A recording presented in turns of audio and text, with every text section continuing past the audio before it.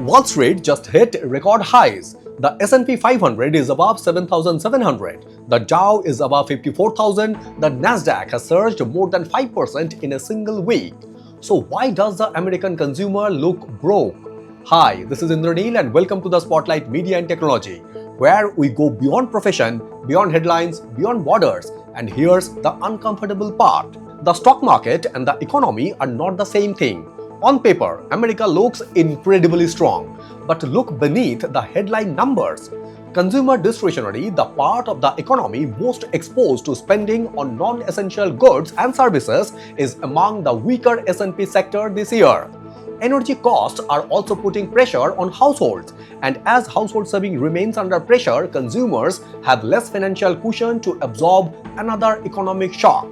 Now, America's biggest retailers, including Walmart, Target, Home Depot, Lowe, and TJX, are becoming important signals to watch because their earnings can tell us something the stock index cannot. How is the American consumer actually behaving? Here's the paradox. Market can actually rise on bad economic news. Why?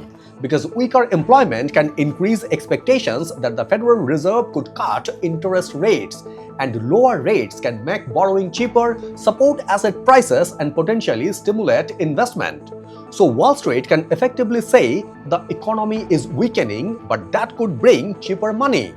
That's very different from saying the economy is getting stronger. And that distinction matters.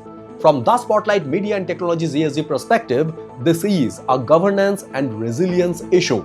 A record index can create a dangerous illusion of strength if businesses and investors ignore what's happening inside household balance sheets. For companies, the real questions are consumers still spending?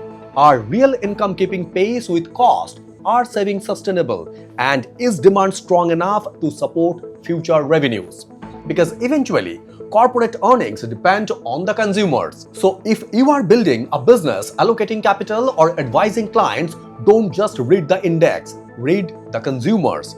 A market rally driven primarily by expectations of rate cuts is very different from a rally driven by strong underlying economic demand. Wall Street may be celebrating, but Main Street is the test. If you are navigating economic uncertainty, ESG strategy and communication at your organization, we help companies with ESG strategy and communication. Link in the description. This is the Spotlight Beyond Profession, decoding what the headlines leave out.